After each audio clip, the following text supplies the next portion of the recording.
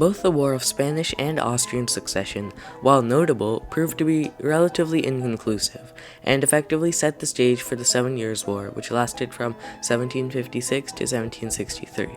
During the 7 Years' War in Europe, Maria Theresa sought to win back Silesia, which was lost in the War of Austrian Succession, and restore Habsburg leadership in German affairs.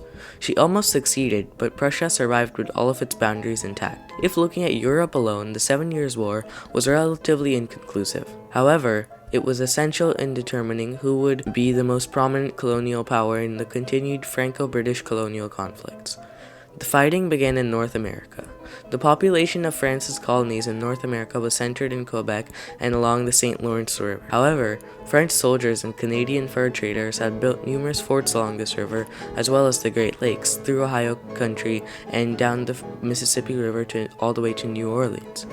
In 1753, in an effort to protect these claims, the French allied with numerous Native American tribes to build even more forts in what's now western Pennsylvania. In the following year, a small group of French soldiers were attacked by a small force in Virginia. Soon enough, the war to conquer Canada was on. France's colonies in North America, which were known as New France, only had a population of around 55,000 inhabitants, as opposed to 1.2 million in the 13 British colonies. Despite this clear disadvantage, however, French and Canadian forces under the experienced Marquis de Montcalm fought well, and had some major victories under the belt up until 1758.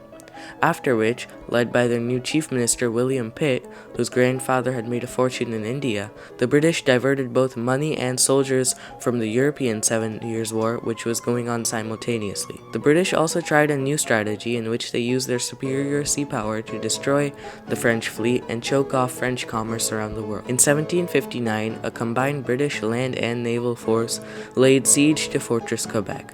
After 4 months of fighting, Montcalm's army was finally defeated in a dramatic battle. Later, in 1763, the British victory on the colonial fronts was ratified by the Treaty of Paris, in which France lost all of its territories in North America. France lost all of its territories to the east of the Mississippi to England and also conceded Louisiana to Spain as a form of compensation for Spain's loss of Florida to Britain. France also gave up most of its holdings it had in India, opening up the way for the British to dominate the subcontinent.